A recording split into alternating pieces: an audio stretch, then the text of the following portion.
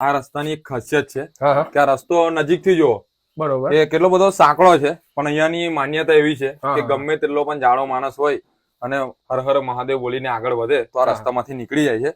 તો ચાલો આપણે પણ આ ગુફાની અંદર જઈએ. આ જુઓ, આ રસ્તો કેટલો બધો સાંકડો છે, હા જી. પણ અહીંયા કહેવાય છે કે ગમે તેટલો જાડો માણસ હોય તો પણ અહીંયાથી પસાર થઈ શકે છે. આજે તમે જુઓ છો તે કહેવાય છે કે પાંડવોના પગના નિશાન છે તેવું કહેવાય છે. આ જુઓ, આ બધા નોર્મલ પથ્થર છે. જો હા આનો અવાજ જુઓ તમે, એકદમ નોર્મલ પથ્થર છે. હા હા. અને આનો અવાજ જુઓ, જો એકદમ નગારું વાગતો હોય તે રીતનો હા, અવાજ આવે એકદમ છે ને? અલગ જ અવાજ આવે છે. જો એકદમ નગારાનો અવાજ. તો સ્વાગત છે મિત્રો આજના એક નવા વિડીયોમાં. આજે આપણે આવી ગયા છીએ પાવાગઢથી આશરે 5 થી 6 કિલોમીટરના અંતરે આવેલા રીછિયા ગામમાં, કે અહીંયા ગુપ્તેશ્વર મહાદેવનું ખૂબ પ્રાચીન મંદિર આવેલું છે અને પાંડવો સમયનું આ મંદિર માનવામાં આવે છે. અને અહીંયા એક ચમત્કારિક પથ્થર આવેલો છે. પાંડવો જ્યારે ભગવાન શિવની આરતી કરતા હતા ત્યારે એનો ઉપયોગ કરતા હતા સંગીત વગાડવા માટે. અહીંયાના અંદરના શું નજારા છે, આ લોકેશન પર કઈ રીતે પહોંચી શકાય, બધી જ માહિતી તમને આજના વિડીયોમાં આપવાનો છું. તો એના માટે વિડીયોને પૂરો જોજો. અને એ પહેલા આપણી આ વ્લોગ ચેનલ પર જો નવા હો તો આવા અવનવા વિડીયો જોવા માટે સબસ્ક્રાઇબ ના કરી હોય તો કરી દેવા નમ્ર વિનંતી. તો ચાલો મિત્રો હવે અંદર જઈએ છીએ, દાદાના દર્શન કરીએ છીએ અને ચમત્કારિક પથ્થરથી માંડીને પાંડવોના જે હાથ અને પગના જે પંજાના નિશાન છે ને એ પણ હું તમને આજના વિડીયોમાં લાઈવ બતાવવાનો છું. એના માટે વિડીયોને છેક સુધી જોતા રહેજો.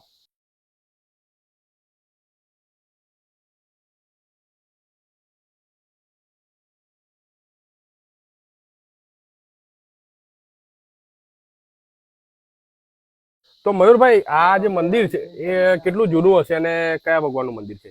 આમ તો કહેવાય છે કે મંદિર પાંડવોના સમયનું છે. પાંડવોના સમયનું? શું વાત જે છે! ગુપ્તેશ્વર મહાદેવના નામે ઓળખાય છે. ગુપ્તેશ્વર મહાદેવ રીછા ગામની અંદર આવેલું છે. અને આશરે આ પાવાગઢથી કેટલા અંતર પર આવેલું? પાવાગઢથી 6 થી 7 કિલોમીટરના અંતરે આવેલું 6 થી 7 6 થી 7 કિલોમીટર કિલોમીટરના અંતરે. અંતરિયાળ રસ્તો હશે ને? આખો થોડો રસ્તો પ્રોપર છે, કમ્પ્લીટ. બરોબર છે. જેથી તમે ઘોઘંબા સાઈડ જે ચેલાવાળા છે ત્યાં થઈને પણ આવી શકો છો બરોબર. અને વડા તળાવ ઉપર થઈને પણ વડા તળાવથી આવી શકો છો. ઓકે, તો અંદર જઈએ છે. તો પેલા આપણે થોડા પગથિયા ચડીને ઉપર આવીએ છીએ. હા હા, એટલે ગુફા થોડી આગળ છે. બરોબર. ઓકે, ગુપ્તેશ્વર મહાદેવની ગુપ્તેશ્વર મહાદેવની ગુફા આગળ છે ને? થોડી આગળ છે, બરોબર. જે પાંડવોએ સ્થાપના કરી હતી તે. બરોબર. ઓકે, અહીંયા તમને હનુમાનજી અને કાલભૈરવ દાદાનું મંદિર જોવા મળે છે. બરોબર. તો આ જુઓ, જય હનુમાન. આ છે હનુમાન દાદાનું મંદિર. આ જે બે પ્રતિમા છે, હા, તે હનુમાન દાદાની પ્રતિમા છે અને આ કાલભૈરવ દાદાની પ્રતિમા છે. અને અહીંયા પ્રસાદીમાં જે કાલભૈરવ દાદા છે તેમને ભક્તો સિગરેટ આપે છે. આ જુઓ, ઘણા બધા ભક્તો અહીંયા સિગરેટ આપે છે. બરોબર. તો અહીંયા દર્શન કરવા માટે જે પણ ભક્તો આવતા હોય તે કાલભૈરવ માટે સિગરેટ લઈને આવે છે. સિગરેટ લઈને, બરોબર છે. બાકી અહીંયા હવન કુંડ છે, તો અહીંયા તમે દર્શન કરી શકો છો. હાજી. અને અહીંયા દર્શન કરીને પછી આગળ આગળ જે ગુપ્તેશ્વર મહાદેવની ગુફા છે તે તરફ જઈ શકો છો.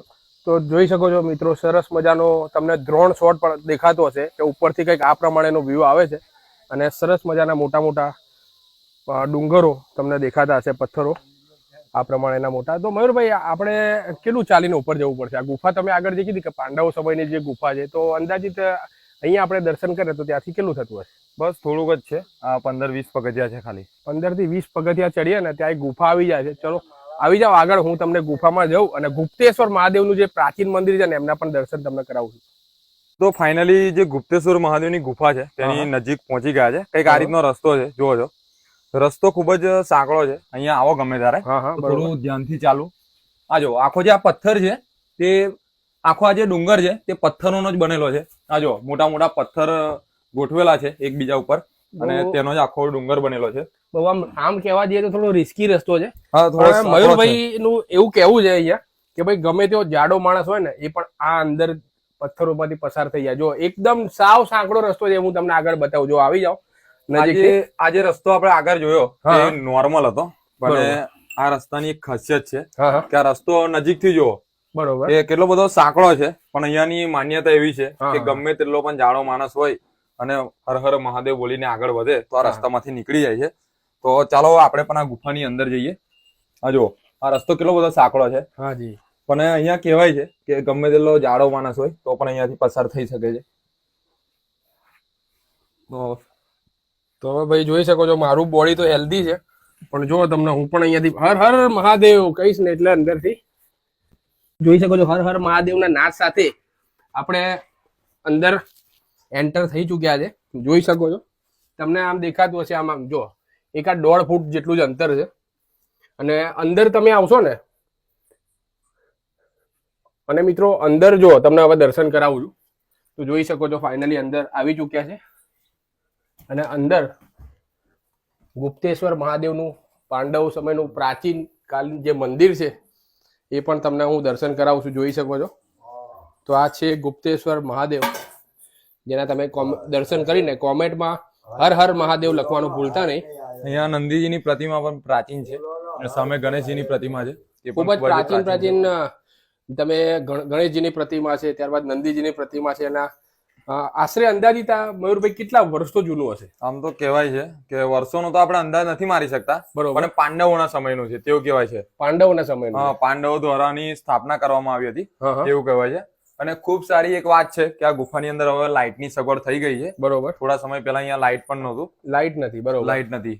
તો અત્યારે અહીંયા લાઇટની પણ ખૂબ સારી એવી સુવિધા થઈ ગઈ છે. જોઈ શકો છો અહીંયા કંઈક આ રીતની ગુફા છે અને ઘણા ગુપ્ત અલગ અલગ રસ્તા પણ છે આ બાજુ, જે પહેલાના સમયમાં ક્યાંક ને ક્યાંક નીકળતા હતા તેવું પણ કહેવાય છે.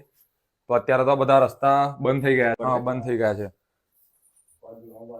તો આ પ્રમાણેનો કંઈક અંદરનો નજારો છે જે જોઈ શકો છો ડુંગરોની વચ્ચે. અને એ પણ જોઈ તમને આગળ વિડીયોમાં બતાવ્યું ને કેટલો સાંકડો રસ્તો હતો, તો તેમાંથી આપણે પસાર થઈને તો આ પ્રમાણે અંદર અને આવીએ તો અંદરનો કંઈક આ પ્રમાણેનો વ્યૂ આપણને જોવા મળે છે. આજે તમે જુઓ છો તે કહેવાય છે કે પાંડવોના પગના નિશાન છે તેવું કહેવાય છે. આ જુઓ, પાંડવોના પગના નિશાન, હા તેવું કહેવાય છે. તમને પગ જેવો જ આકાર જોવા મળતો, પગ જેવો જ આકાર એકદમ દેખાઈ રહ્યો છે, સેમ ટુ સેમ. અને વિશાળતા પરથી પણ અંદાજ તમે લગાવી શકો છો કે કેટલું મોટું છે. અહીંયા બીજા ઘણા બધા પગલા છે ઉપરની સાઈડ. આ જો ઉપર છપાયેલા છે, જો છે ને અલગ અલગ, તમને પગ જેવું લાગતું છે, પગના નિશાન જેવું. અને અહીંયા પણ નજીકથી જુઓ, આ જો છે ને સેમ ટુ સેમ. તો આવા ઘણા બધા નિશાનો તમને આ ગુફાની અંદર જોવા મળે છે પાંડવોના સમયના. તો મિત્રો અહીંયા એક પથ્થર છે તે ખાસ છે, બરોબર, અને પથ્થરથી વગાડવામાં આવે, એકબીજા પથ્થર જોડે અથડાવવામાં આવે તો આરતીમાં જે રીતનું નગારું વાગતું હોય તે રીતનો અવાજ આવે છે. બરોબર. અત્યારે એવું કે છે કે પાંડવો જે સમયે અહીંયા મહાદેવની આરતી કરતા હતા, આ મહાદેવની આરતી કરતા આ જે પ્રાચીન સમયમાં, ત્યારે આરતી સમયે ત્યારે તો નગારાની સુવિધા નથી, તો તે સમયે ત્યાં પથ્થર વગાડતા હતા તેવું કહેવાય છે. અને તેનો અવાજ છે તે નગારા જેવો આવતો હતો. તો જો આપણે તે પથ્થર પણ જોઈ લઈએ. તો અહીંયા તમારે થોડું ઉપર ચડવું પડશે. આજે મંદિરની આગળ 2 થી 3 પથ્થર છે. 2 થી 3 વિશાળ પથ્થર. આ બધા નોર્મલ પથ્થર છે. જો આનો અવાજ જો તમે, એકદમ નોર્મલ પથ્થર છે. અને આનો અવાજ જો, કઈક અલગ અવાજ છે. જો એકદમ નગારું વાગતો હોય તે રીતનો અવાજ આવે, અલગ જ અવાજ આવે. જો એકદમ નગારાનો અવાજ. બાકી આ બધા જો, આ બધા નોર્મલ અવાજ. આ જો છે ને અવાજ, વગાડી જો તમે મિત્રો. અને એવું પણ ઇતિહાસમાં આગળ જાણવા મળ્યું છે કે પ્રાચીન સમયમાં જયારે આ ગુપ્તેશ્વર મહાદેવજીની આરતી થતી હતી ને, ત્યારે આ પથ્થરોમાંથી સંગીતનો અવાજ નીકળતો હતો, જે તમને લાઈવ મેં વિડીયોમાં તમને બતાવવાનો પ્રયત્ન કર્યો છે. મેં મારી લાઈફમાં પ્રથમ વખત જોયું. બાકી આજુબાજુ પણ ઘણા બધા પથ્થરો આવેલા છે. ત્યાં જો મયુરભાઈ વગાડી રહ્યા છે, પણ કોમન અવાજ આવે છે જેમ બીજા પથ્થરોમાં આવતો હોય તેવી જ રીતે. પણ અહીંયા એક જાદુ ચમત્કારિક પથ્થર છે, તે જોઈ શકો છો કે રીતસરનો નગારા જેવો અવાજ આવી રહ્યો છે.